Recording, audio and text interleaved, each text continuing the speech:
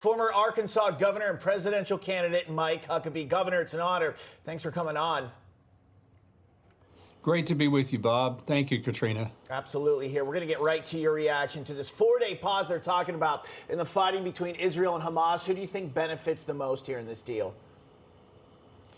Well, I hope it's not Hamas, but I fear it might be. One of the things that we all want to see is every one of those hostages returned. That's not happening yet. They're only talking about 50. We think there are more than 200 still being held. Maybe the worst part of this is that the Palestinians are going to get a bunch of prisoners set free. In fact, quite a few more prisoners coming out of jail than hostages being released. And let's hope Hamas doesn't use this as an opportunity just to ramp up some more mischief and mayhem to inflict upon the people of Israel. I think we got to keep in mind the people being let out of the Palestinians being let out of jail are there for a reason. They committed crimes. They hurt people. They did bad things.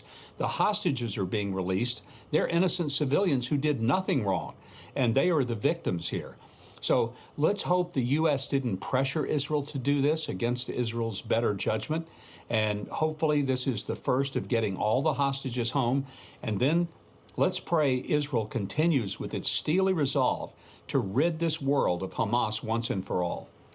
Governor, we know that Israel has said that as soon as this pause is over, they intend to start right back up until, exactly as you said, they rid the world of Hamas overall. But a concern is that Hamas is dangling these carrots in the form of additional hostages, asking for more time to be given, longer ceasefires. Obviously, as you pointed out, for them just to build up and regroup and start again. Is there another way you think this should have happened? Should they have said, and maybe we should have helped, saying, you know what, we want all hostages to be released immediately, and that's it? I mean, that's always what you would like to see. I understand the pressure that Prime Minister Netanyahu is going against, because the families of the hostages and many of the people of Israel are saying, get them out no matter what it takes. Now, I think that it's hard to not want to have that attitude, just get the hostages out at whatever price. Here's the problem.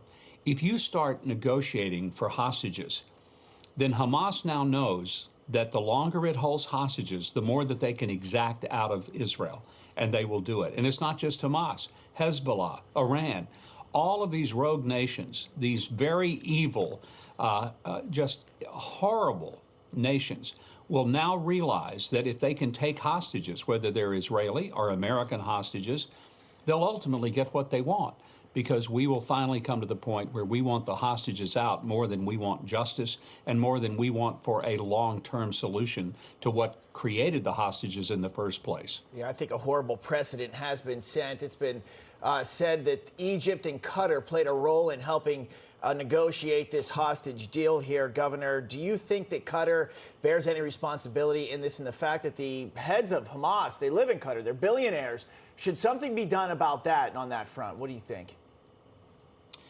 It's, as they say, complicated.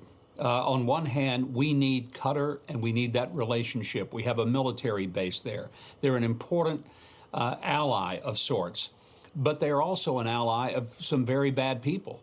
And it's just one of those very delicate things in the Middle East that I wish we could have a more pure relationship.